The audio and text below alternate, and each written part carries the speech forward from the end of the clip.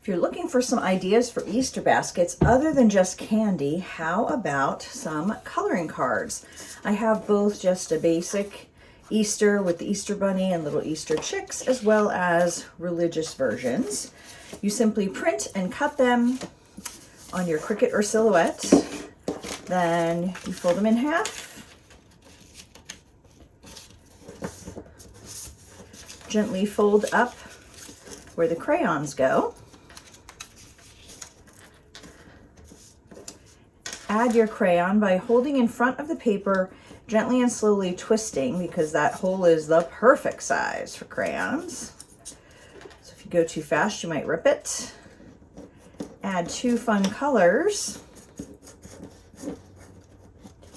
And then they're ready to go in the basket. So I went to the Dollar Tree, just grabbed a cute little basket, some grass, which could probably be organized a little bit better, some eggs. And then you can just put those right in there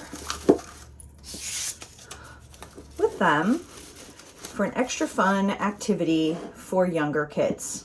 So there's the idea. You can find both of these bundles where I sell my digital designs.